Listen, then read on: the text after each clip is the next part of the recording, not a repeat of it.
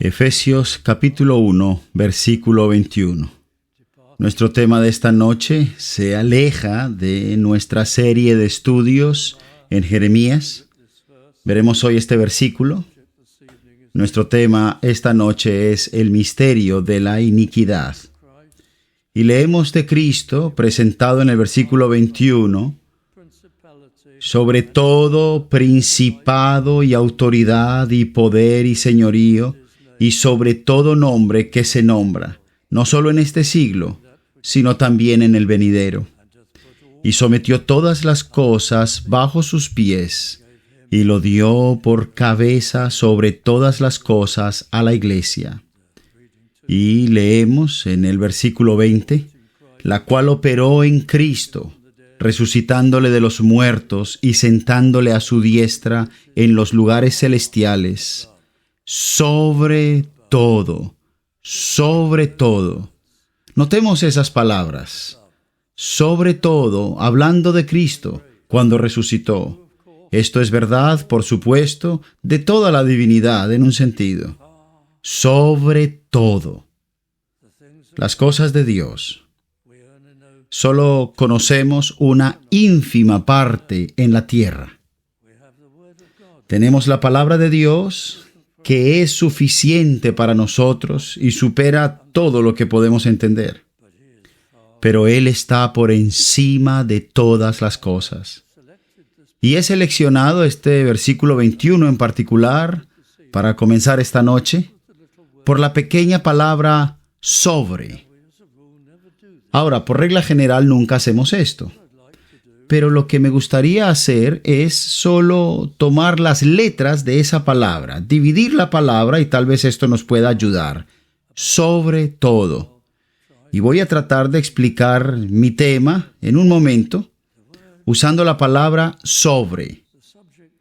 El tema realmente es la pregunta, ¿por qué Dios permitió la caída? Es una pregunta que se hacen constantemente, sobre todo los jóvenes creyentes, cuando tienen su primera oleada de dudas e insinuaciones que Satanás les hace. Y una que surge es, ¿por qué Dios permitió la caída? ¿Es Dios, después de todo, el autor del pecado? ¿Por qué permitió a Satanás? ¿Cómo surgió? ¿Cuál es el origen del pecado y de la caída?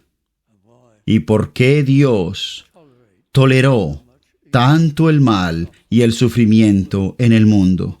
Por supuesto, la cuestión viene principalmente de los cínicos. Y no está lejos de ayudar a alguien quizás a entender la necesidad del perdón y de Cristo para la salvación. Y viene esto como una de las barreras. ¿Quién dio inicio al mal y el pecado? Y esta pequeña palabra sobre, por supuesto, no podemos asegurar que obtendremos todas las respuestas que queremos, porque no podemos entender la respuesta completa a esto, estoy seguro. Pero la palabra sobre en sus letras encontraremos un poco de ayuda en esta noche. Voy a hablar acerca de la soberanía humana por la S, la O y la V de la palabra sobre. Y aquí hablaremos también de la autonomía que tiene el hombre y hablaremos de la revelación si tomamos la letra R y la letra E. Esta es solo una forma sencilla de presentarlo usando esta palabra sobre que tal vez nos ayude a guardar estas cosas en la mente.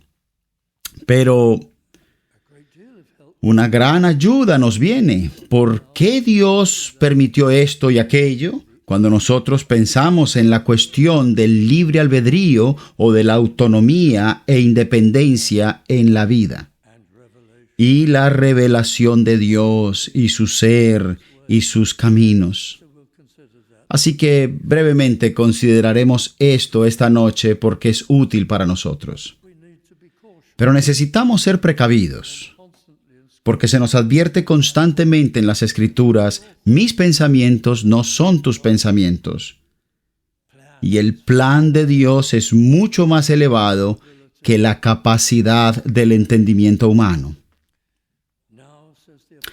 Ahora, dice el apóstol Pablo, en otro sentido, vemos a través como de un cristal oscuro. No podemos ver y conocer todo lo que podríamos imaginar, que necesitamos saber, que podríamos imaginar, que podemos entender.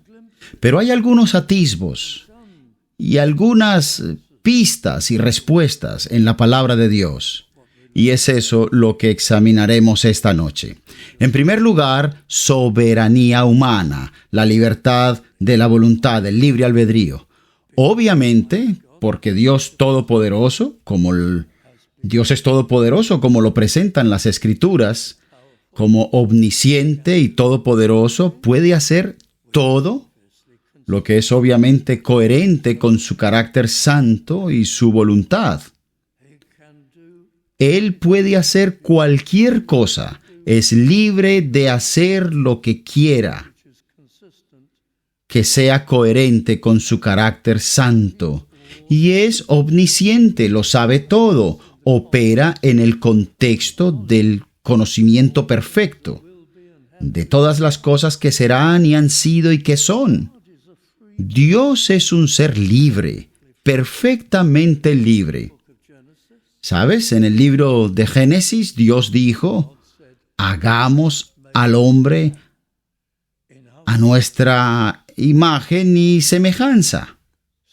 Así que tenemos la creación de hombres y mujeres, de tantas maneras reflejando a Dios Todopoderoso, no con carácter divino y su ser, obviamente, pero con el poder de la razón y la libertad de elección como originalmente creado, y todas las cosas que son principalmente atributos de Dios, incluso creatividad y tendencias relacionales y capacidad de amar, y así sucesivamente. Muchas cosas están escritas profundamente en la constitución del hombre, porque está a la imagen de Dios, y Dios se caracteriza, entre otras cosas, por perfecta libertad. Por supuesto, la Escritura presenta los atributos o las características de Dios en palabras que podamos entender en gran medida, una tras otra. En realidad, en la divinidad, todas las cosas que vemos como términos separados en las Escrituras son una. El ser de Dios es indivisible y, sin embargo, inconmensurable y eterno e infinito. Pero solo podemos verlo en términos de partes. Bueno, no de partes, sino de características. Él es amor, Él es justicia, que Él tiene todo el poder, que Él tiene todo el conocimiento. Y uno de esos aspectos de Dios es la libertad soberana. Ahora, Dios decide hacer al hombre, y lo hace con la eternidad a la vista. Hombres y mujeres serán poseedores de la perfecta libertad.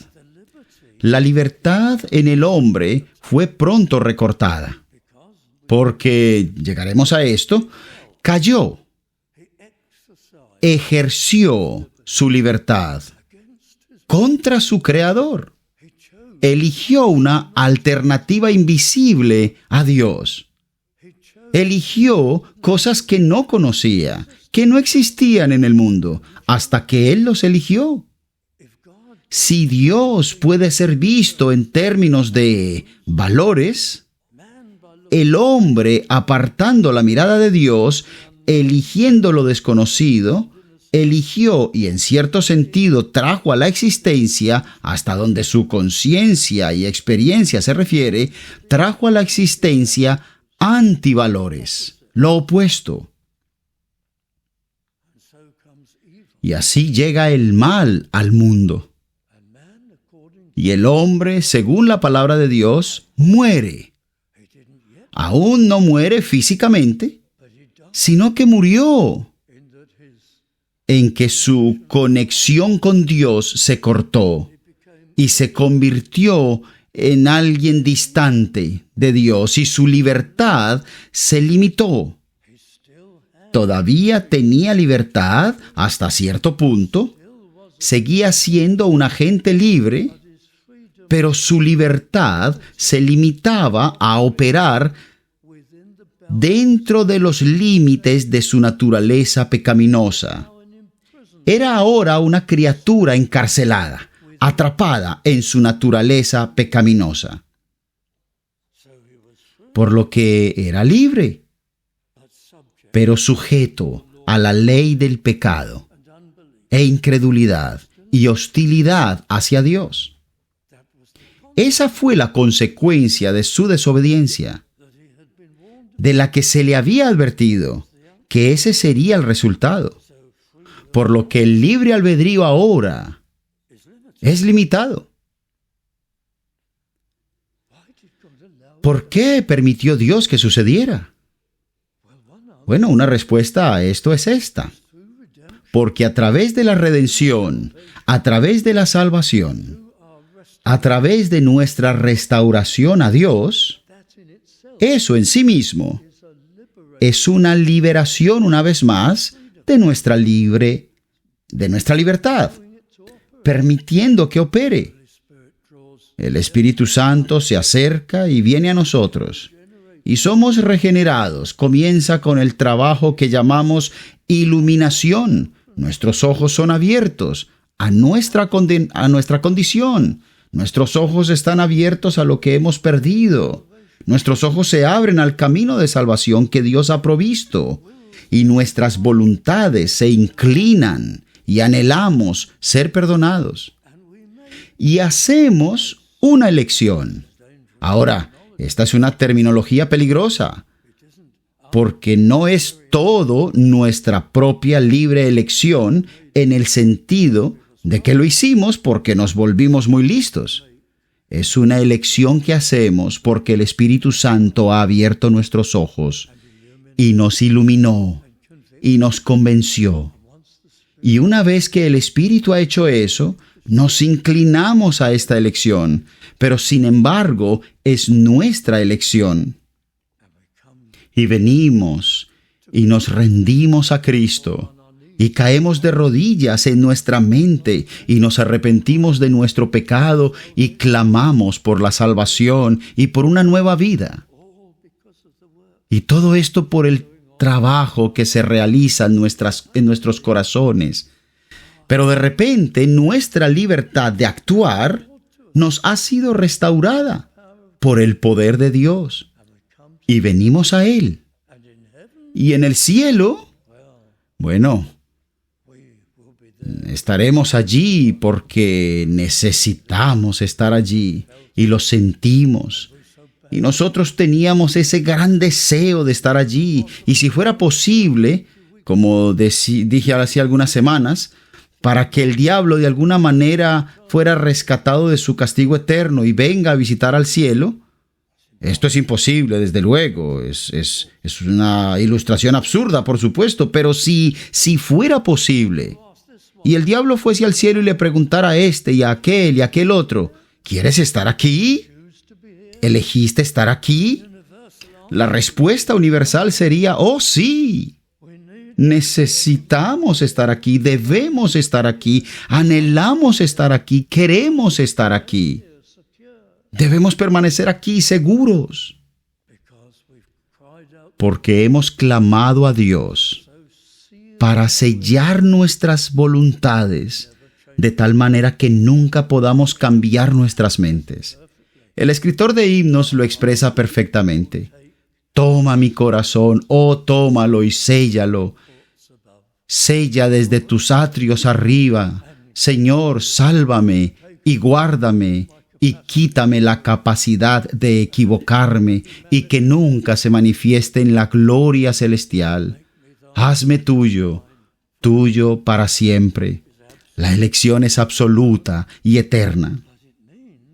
pero significa que Dios en el cielo, eternamente, quien es totalmente libre, tendrá un pueblo que también es libre, que eligieron, que quisieron, que necesitaron, que anhelaron estar allí. Y esto caracteriza al cielo, que el hombre es, después de todo, a la imagen de Dios, eternamente anhelando ser suyo y estar con Él. Por lo que es una cuestión de libre albedrío. ¿Tendrá Dios marionetas en el cielo o robots en el cielo? ¿O personas a medias en el cielo? ¿Con mentes y libertades disecadas? El cielo es un lugar de libertad, de voluntad y de elección, por lo que nuestra ansiedad por no volvernos arminianos en nuestro pensamiento, no elimines del todo la palabra elección, elegir, porque se usa en la Biblia y está allí, que es Dios quien nos permitió y nos movió y nos hizo elegir. Sabes, ya he escrito acerca de esto, pero me gusta usar esta ilustración de unos jóvenes jugando al hombre ciego en la cima de un acantilado, a unos 200 metros del borde de la caída, pero con una caída de unos 300 pies. Ellos están seguros porque están lejos del borde, y uno de ellos tiene un pañuelo atado alrededor de su cabeza para no poder ver, y los otros tienen que atraparlo. Pero es un corredor muy rápido, y de repente e inesperadamente va corriendo directo hacia el acantilado. Y todos gritan: «Oye, estás yendo hacia el borde del precipicio». Por supuesto que no les cree. Cree que es solo un truco para detenerlo. Y corre rápidamente hacia la cima del acantilado y alguien casi al borde lo atrapa y agarra el extremo del pañuelo y la venda que cegaba sus ojos se rasga cuando le faltaba 1 metro para llegar al acantilado. Sorpresa, sorpresa, él decide parar. Y tú dirás: pues claro, ¿no lo iba a hacer? Por supuesto, le quitaron el pañuelo, fue iluminado, vio su condición y su peligro y se detuvo. Pero fue su elección detenerse. Esa es la maravillosa manera en que Dios obra, cuando predestina y llama para que nosotros lo deseemos, lo anhelemos, lo elijamos, lo abracemos. Como dicen las viejas confesiones de fe, total libertad. Por supuesto, lo hacemos a través de la obra del Espíritu de Dios. Así que ahí tenemos la S, la O y la V de la palabra sobre, soberanía humana. La libertad tiene mucho que ver con esto. Y con la autonomía, lo cual se relaciona también.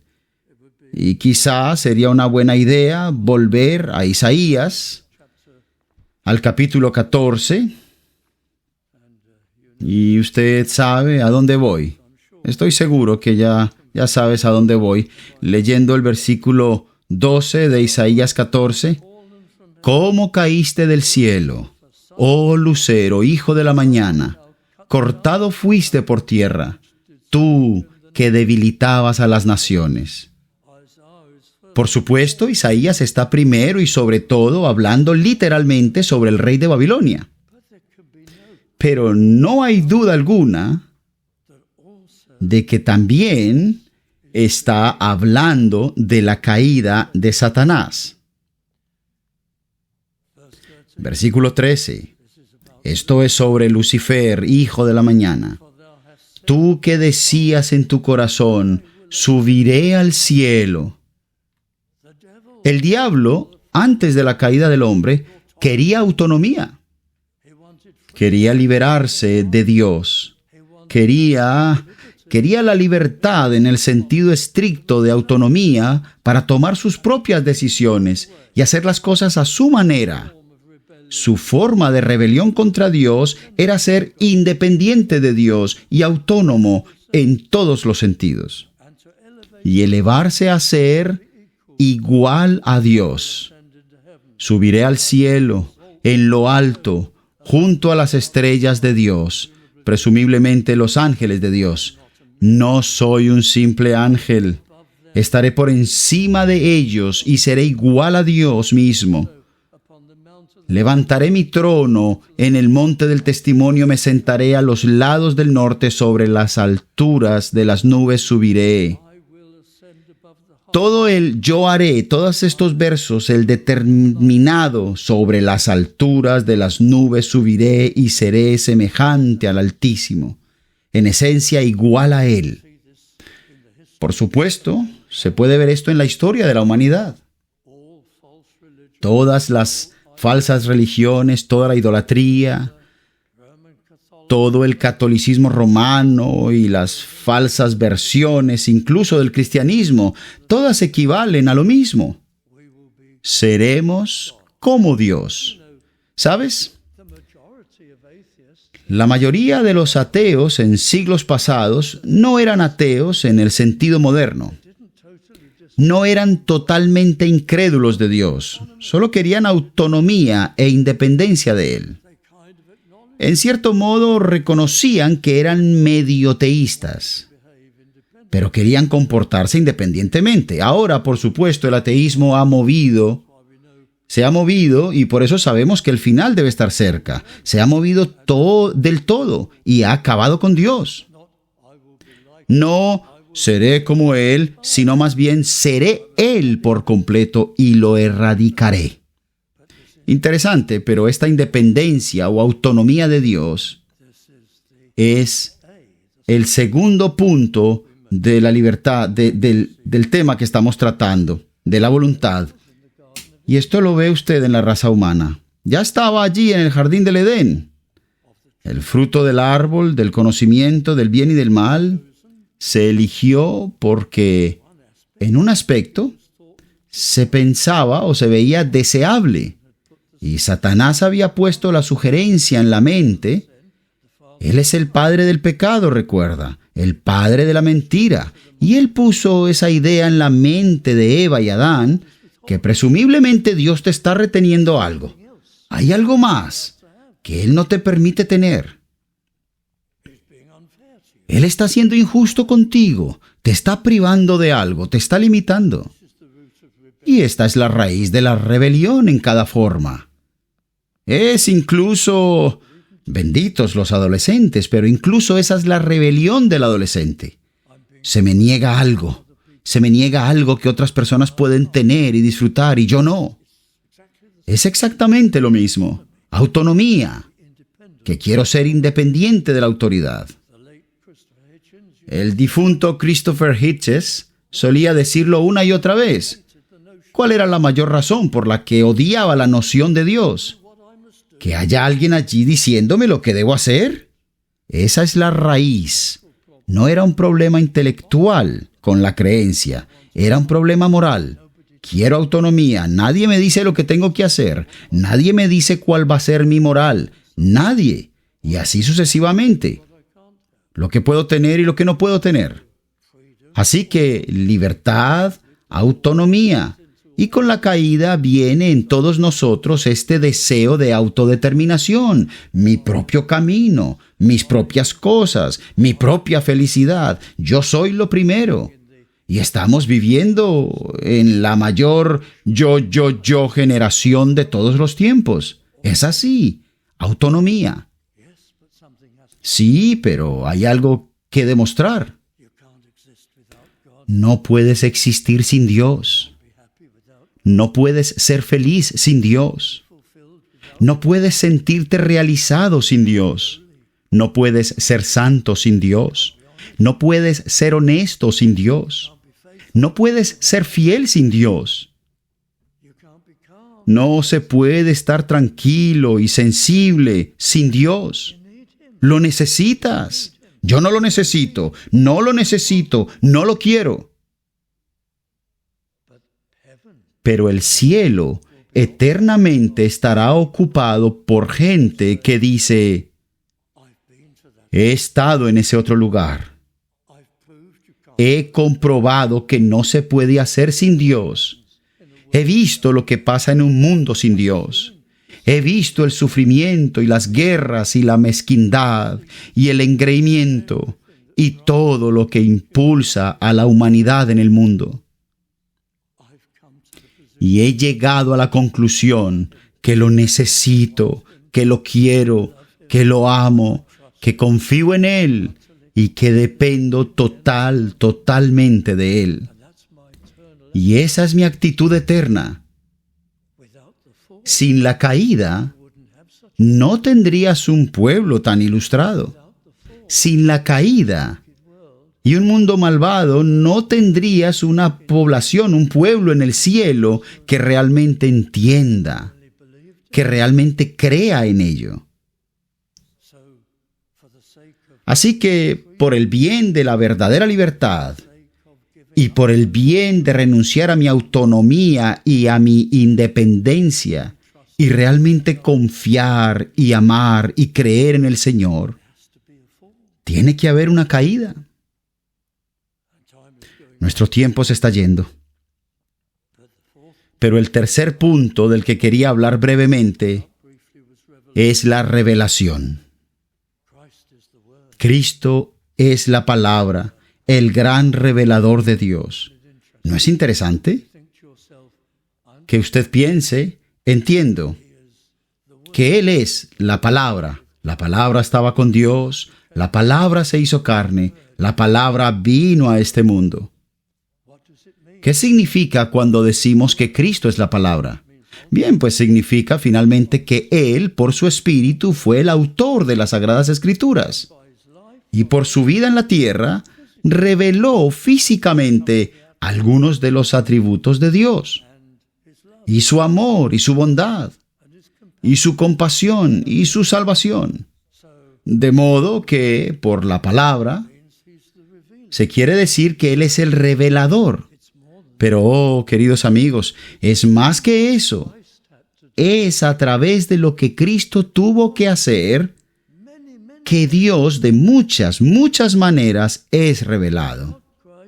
Sin Cristo, un mundo caído, un redentor, su sufrimiento y muerte, hay muchas cosas de Dios que no se verían ni en el cielo. Permítanme empezar por lo negativo. Por ejemplo, si nunca hubiera habido una caída y Dios no hubiera permitido que el pecado entrara en el mundo, sino que de alguna manera, como pueblo de Dios, fueran elevados inmediatamente al más allá celestial, nunca verías la indignación de Dios contra el pecado, ni su ira, ni su juicio. Nunca lo verías. No sabrías que esto estaba en Dios, tu Dios. No conocerías su fuerte indignación contra el pecado, los antivalores y la maldad. No hay motivo para ira en el cielo. Nunca será exhibida allí. Esa es una parte negativa. Pero entonces hay una gran cantidad de otras cosas también que no se exhibirían. Y me gustaría llevarte a Romanos capítulo 9. Y aquí tenemos una visión de bastantes de estos elementos en un solo versículo. Así que vamos a Romanos capítulo 9, versículo 22. ¿Y qué si Dios, queriendo mostrar su ira y hacer notorio su poder, no verías su poder en la salvación? Verías el poder de Dios en el cielo en términos de todas las cosas bonitas que están allí representadas, pero no verías el poder de Dios para convertir las tinieblas en luz, el mal en bien, poder salvar almas, limpiar corazones, desterrar el mal, gobernando sobre todo esto. ¿Y qué si Dios, queriendo mostrar su ira y hacer notorio su poder, digamos a los habitantes del cielo en la eternidad, soportó con mucha paciencia, que es otra cosa que nunca verías en el cielo? La paciencia de Dios. Tiene que haber una caída y un mundo pecador para que veamos la longanimidad de Dios, quien demostró no solo su paciencia con su pueblo en tiempos del Antiguo Testamento, sino también en los tiempos del Nuevo Testamento. Su poderosa paciencia con nosotros y contigo y conmigo como individuos. La paciencia de Dios con nosotros nos asombra. Vamos a arrepentirnos de nuestra maldad y de nuestra frialdad de corazón y de nuestro pecado. Y pensamos dentro de nosotros mismos, me he estado arrepintiendo de estas cosas por años. Oh, la poderosa paciencia de Dios. Nunca se vería en el cielo. Nada de qué ser paciente en el cielo. Queriendo mostrar su ira y hacer notorio su poder, soportó con mucha paciencia. Y para hacer notorias, versículo 23, y para hacer notorias las riquezas de su gloria. Las riquezas de su gloriosa misericordia es lo que está aquí en mente, aunque la palabra misericordia viene después en nuestra traducción al español.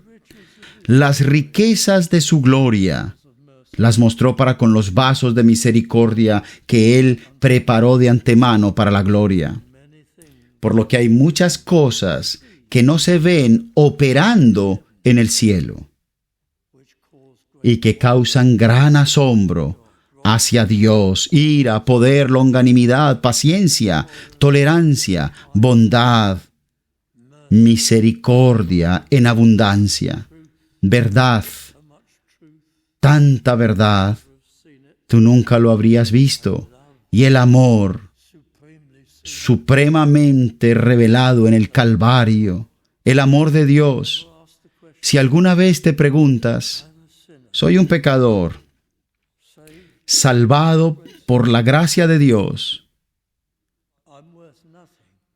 no valgo nada en realidad, y te preguntas hasta dónde llegaría Cristo para salvar, por usar el lenguaje antiguo, a un gusano inútil como yo, ¿hasta dónde llegaría? Él fue hasta Getsemaní, el terrible anticipo de sus sufrimientos. Él fue hasta el Calvario, donde fue azotado, hasta que la sangre corría libremente y se podía ver el hueso. Y luego fue clavado en una cruz y sufrió en agonía. Y luego la parte invisible que Dios puso, de manera que no podíamos ver con nuestros ojos, sobre su alma santa la culpa, el castigo eterno y la culpa de todos los que le pertenecen y son perdonados. Así de lejos llega su amor. ¿No verías eso en el cielo? Hay tanto del Señor que se ve en la obra de Cristo. Todo se concentra en Él. El clímax de todo es en Él. La cúspide de la obra es en Él. ¿Por qué Dios lo permitió? Oh, dice alguien muy audazmente, y no se debería hablar de esa manera. Porque Dios lo ordenó, queriendo decir que fue que a Dios le plació. Si es la voluntad de Dios, dicen a la ligera algunos, es que a Dios le plació. Dios lo diseñó porque así le complace hacerlo. Es una forma torpe de hablar. Hay muchas cosas que Dios ha entretejido en su plan y que determina que ocurran, las cuales Él no encuentra placenteras. ¿Crees que Dios se complació en la flagelación del Señor Jesucristo, el Hijo eterno de Dios, igual al Padre, el más glorioso? Por supuesto que no. Y sin embargo, lo permitió. Pero permitir es una palabra muy débil. Él conscientemente la incorporó al plan de cosas que pasarían. Dios nunca cometió un solo pecado. Él no es el autor del pecado. Pero permite que la gente pecadora cometan actos pecaminosos. Algunas cosas que son dolorosas, Dios las ha decretado directamente, sentencias, castigos. Pero hay muchas cosas en las que Dios no encuentra placer y aún así, en su voluntad soberana, eligió permitir que se hagan. Hay una maravillosa declaración de esto en Hechos capítulo 2, sobre la crucifixión de Cristo. Dice Pedro al predicar su primer sermón en la iglesia cristiana el día de Pentecostés: